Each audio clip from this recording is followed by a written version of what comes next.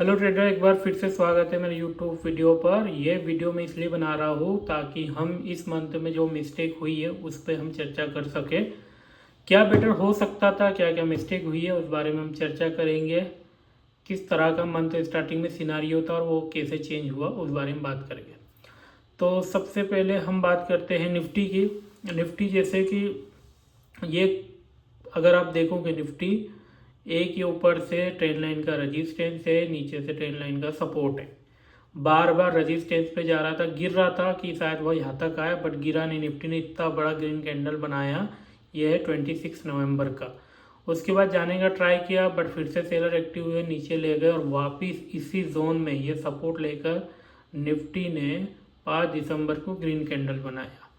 अब यहाँ से गिर रहा था, गिरने वाला होता तो शायद यहीं से गिर सकता था, बट बायर ले गए ऊपर, फिर से सेलर आया और फिर से बायर एक्टिव हुए। तो पूरा डेटा के हिसाब से और प्राइस एक्शन के हिसाब से सिनारियो तो यही बता रहा था कि निफ्टी ऑल टाइम हाई मार देगा। और मंथ सॉरी ईयर एंड था, तो 100% चांस लग रहे थे कि ईयर एंड में Nifty new time high touch करे और न्यू ईयर में एंटर करे।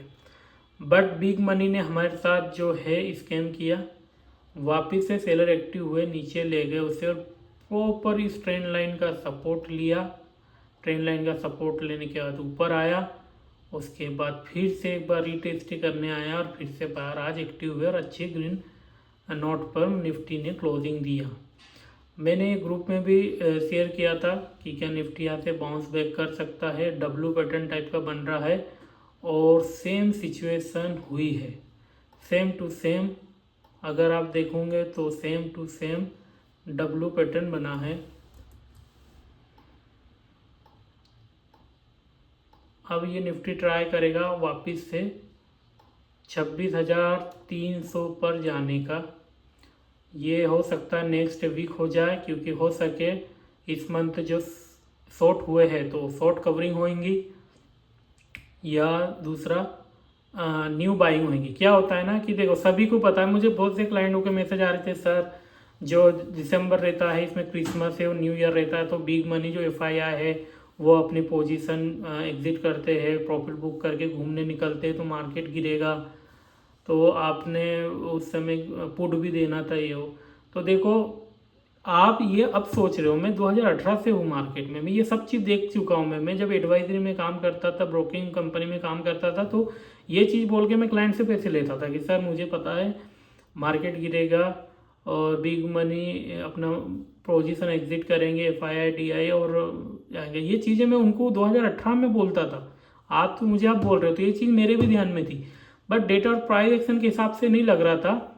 मतलब अगर वो मार्केट गिरता भी ना, तो मुझे ही लग रहा था कि 20 तारीख के पहले पहले हाई मार दे, ऐसा लग रहा था। और मैंने जो आपको कॉल के जो स्टॉक दिए थे वो इसीलिए दिए थे क्योंकि व्यू देख के लग रहा था कि उनमें से 2 या 3 स्टॉक, 2 तो मैक्सिमम 20 तारीख के पहले टारगेट अचीव कर लेंगे, क्योंकि ऐसा सिनारियो बन रहा था। मुझे भी लग रहा था कि 25 तारीख के बाद जो है क्रिसमस से छुट्टी आएगी, बट मुझे लग रहा था कि 25 तारीख आएगी नहीं, 20 तारीख के पहले शायद टारगेट हिट हो जाए। और स्टॉक अच्छे जा रहे थे, बट रिवर्स हो गए। चाहे वो आप एंजल वन देख लो, अच्छा जाते हुए रिवर्स हो गया, चाहे आप एसीएल टेक देख लो, ऊपर जाते जाते रिवर्स हो गया। ठीक है। और हाँ, अपना कौन सा एक और कौन सा दिया था मैंने, बजाज ऑटो। हाँ, बजाज ऑटो भी जो है रिवर्स हो गया। क्यों हुआ वो सब मैं आपको बताऊंगा, बट ये आने वाले टाइम का सिनारियो है कि निफ्टी वापस अपने ऑल टाइम हाई का, ये नहीं बोल रहा है कि नेक्स्ट वीक, लेकिन हाँ आने वाले मंथ जनवरी में वापस ऑल टाइम हाई के लिए जाएगा। ये हो गया इंडेक्स का एनालिसिस। अब देख लेते हैं स्टॉक का। देखो, ये ग्रीन लिस्ट है, ये रेड लिस्ट है। ग्रीन लिस्ट में जो स्टॉक आपको दिए हैं, एचसीएल टेक एक कंसोलिडेशन जोन में था, बहुत अच्छा ब्रेकआउट दिया, बड़ी कैंडल बनी, वापस से ये अपना जो रजिस्टेंस हासिल लिया था वहीं पर जा रहा था, इसलिए आपको दिया था। और उसके ऊपर भी क्लोजिंग दी थी। हाई चांस था कि यहाँ तक पहुँच जाता 1800 1770 तक के।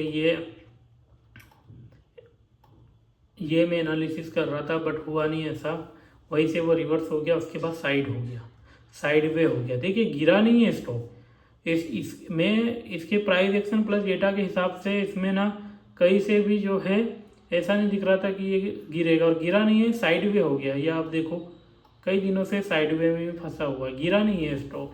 तो प्रीमियम डीके हुआ वो रीजन से। अगला स्टॉक दिया था मैंने बजाज ऑटो। बजाज ऑटो भी देखो ये एक ट्रायंगल पैटर्न है, उसे ब्रेक किया अच्छी कैंडल से। तो मेरे को लग रहा था इसे ब्रेक करके ये आराम से 9600 तक जाएगा, बट वापस यही हुआ कि सेलर आए, वो नीचे ले गए। ये भी गिरा नहीं है, इसको आप अच्छे से देखोगे ये भी एक जोन में ही फंसा हुआ है। ये देखिए जोन में, स्टॉक गिरे नहीं है, रुके हैं। इनका भी डेटा देखा है भाई, इनमें लॉन्ग पोजीशन इतनी बिल्डअप हुई है ना कि मैं आपको अगर वो डेटा सामने रख दूंगा ना, आप खुद बोलोगे कि हाँ सर यही स्टॉक बेचते हैं दिसंबर मंथ में ट्रेडिंग के लिए। बट क्या हुआ, मार्केट में बिग प्लेयर ने बाय ही नहीं किया। शायद कंडीशन देख ली उन्होंने, वो रीजन से उन्होंने होल्ड रखती होंगी, नहीं तो अच्छा मूवमेंट होता। अगला स्टॉक था एंजल वन। एंजल वन को भी आपने देखा होगा, इतना अच्छा ब्रेकआउट हुआ, एक ट्रेन लाइन का सपोर्ट ले रहा था बैक टू बैक। 2 दिसंबर को देखिए आप वनडे का कितना अच्छा, हमने तो पहली पोजीशन 1 दिसंबर को ही ले ली थी, और 2 दिसंबर को भी अच्छा गया, उसके बाद रिवर्स हुआ और फिर से डाउनफॉल आ गया। मुझे लग रहा था आराम से 2970 या 3000 टच करेगा, बट ये भी डाउनफॉल हो गया। तो ये तो गिरा, चलो इससे मैं मान भी रहा हूँ कि ये चलो इसमें फॉल आ गया। न्यूज़ आई थी एक, उसके कारण से इसमें अगले दिन जब अच्छा 7-8% गिर गया था ना कुछ, हाँ 4-5% गिर गया था, 4-5% का फॉल आ गया था। उसके बाद ये उठा ही नहीं, अभी यह डब्ल्यू पैटर्न टाइप का देखोगे आप बना रहा है। बट अब इससे मतलब नहीं, इससे मेरे को अब इससे तो होप नहीं है। अब अगर किसी स्टॉक से होप है तो वो है सिर्फ एक ग्लेन मार्क से, मैं टाइप कर दूँ, ग्लेन मार्क है। अगर आप अभी नेक्स्ट वीक अगर आप मेरे से एक स्टॉक पूछे जो बाउंस बैक कर सकता है, तो मैं ग्लेन मार्क की गारंटी लेता हूँ। एक जोन में था काफ़ी टाइम से, ब्रेकआउट दिया, ब्रेकआउट आने के बाद रीटेस्ट लिया, उसी में मैंने जो है एंट्री के लिए प्लान करवाया था, दिया था। उसके बाद ऊपर अच्छा जा रहा था, फिर रिवर्स आया, फिर से इसने 2 दिन बाइंग आई है, और अब वापस अपने जो रजिस्टेंस है वही रुका हुआ है। नेक्स्ट वीक अगर ये निकला तो वापस हमको ये 2100 तक जाते हुए दिखेगा। तो नेक्स्ट वीक के लिए अगर मेरे को सारे स्टॉक बेच के एक स्टॉक बाय करने का बोलो तो वो मैं ग्लेन मार्क करूँगा। और तो ये था, बाकी का क्या ये मंथ हमारे लिए अच्छा हो सकता था। हम मेरे से एक मिस्टेक हुई है, मैं एग्री कर रहा हूँ कि मुझे एक पुट देना था। देखिए ये ग्रीन लिस्ट है, मैंने ग्रीन स्टॉक निकाले थे, ये ब्लू लिस्ट है जिनमें ब्रेकआउट आने वाला है या आ रहा है, और एक थी रेड लिस्ट। रेड लिस्ट में वो स्टॉक रखता हूँ मैं जो पुट के साइड मुझे लग रहे हैं कि गिरेंगे। अब देखो इसमें कमाल दिखाता हूँ, अगर गलती से एक भी हम पुट बाय कर लेते, हेल का चार्ट देखो पहले, हमने 1 दिसंबर 2 दिसंबर से पोजीशन लेना चालू करी थी। तो यहाँ पे देखो ये 1 दिसंबर से बताऊँ मैं, ये 1 दिसंबर है, ये 1 दिसंबर से ये गिर चुका था कितना, 7%। तो इसमें अगर हम पोजीशन बना लेते तो इसमें प्रॉफिट होता पुट साइड। डिक्सॉन का देखना आप चार्ट, डिक्सॉन भी मैंने पुट साइड निकाला था कि मैं इसमें पोजीशन देखूंगा, और सेम दिसंबर में यह सपोर्ट ले रहा था, उसके ऊपर गया, उसके बाद इसने सपोर्ट तोड़ा, तो मैं सेलिंग के लिए देख रहा था, बट दिया नहीं मैंने, क्योंकि पूरा डेटा सब कुछ बता रहा था कि मार्केट कॉल साइड ही जाएगा, इसलिए मैंने दिया नहीं। अगर दे देता तो डिक्सॉन जो है 1 दिसंबर से यहाँ से लेके यहाँ तक कितना गिरा है, 14% गिरा है इसका। पुट आप देखोगे, चलो पुट भी बता दो। डिक्सॉन का पुट मैंने ऐड करके रखा है, ऐड रखा था हम अगर इसके 1 या 2 दिसंबर को भी एंट्री बनाते तो हमें कुछ मिलता वो 70 से 80 रुपये में। 70 से 80 रुपये में मिलने के बाद इसका प्रीमियम जो हाई मार के आया वो मार के आया है 1400 का। 70 से 80 रुपये वाला प्रीमियम 1400 गया डिक्सॉन का। अगर इसमें हम 80 रुपये भी बाय करते तो एक लॉट में हमको 4000 रुपये लगते। अगर हम इसमें 10 लॉट बाय कर लेते तो हमको 40,000 रुपये लगते। और जिस तरह से गिर रहा था ना भाई, ये देखिए जब गिर रहा था इसने एक ही दिन में बहुत बड़ा मूव दे दिया था डिक्सन ने, जो गिरा था 10 दिसंबर को।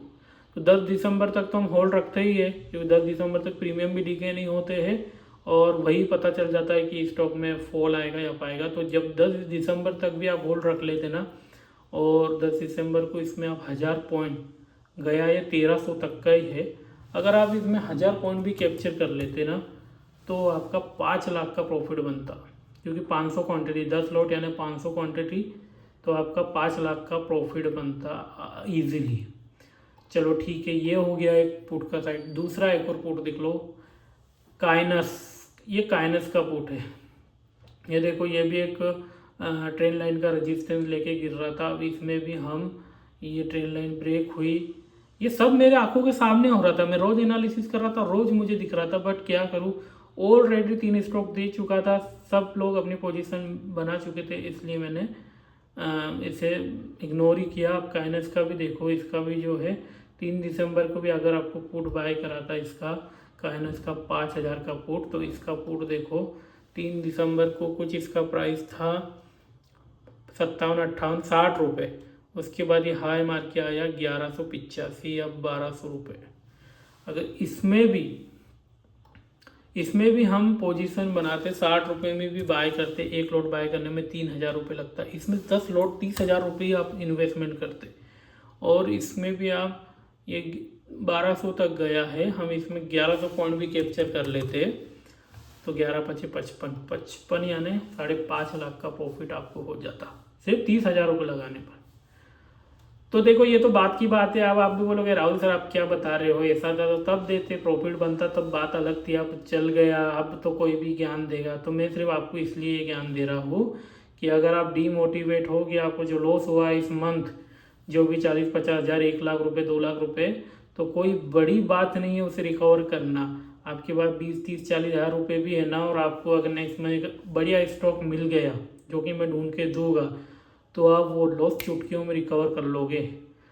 2-3 लाख रुपए कोई बड़ी बात नहीं है, आराम से इजीली। मेरा भी इस मंथ मेरे को लॉस हो रहा, मैंने आपके साथ शेयर भी किया था, 2.5 लाख का लॉस मुझे भी हो रहा था।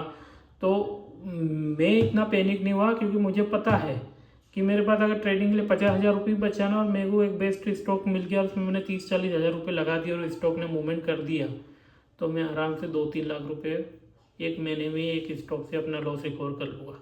तो जो लोग भी लॉस में हैं, डोंट वरी, ये मंथ ऐसा था, बढ़ाने वाले मंथ में हम बढ़िया करेंगे। जो मिस्टेक हुई थी, क्या क्या हुआ था, ये सारी चीज़ें मैंने अपडेट कर दी है। अगर कोई स्टॉक अब नेक्स्ट वीक तक मेरे को लग रहा है कि चल जाए, तो वो है ग्लेनमार्क, एक उससे ही मैं कॉन्फिडेंट हूँ। बाकी का जो है ठीक है, अब नेक्स्ट मंथ हम देखेंगे। तो आई होप सारी चीज़ें आपको क्लियर हो गई होंगी। अगर आपको सारी चीज़ें पसंद आई हो तो ये चैनल को लाइक शेयर सब्सक्राइब करना इस वीडियो को, और कमेंट करके बताना आपका क्या थॉट था इस मंथ में।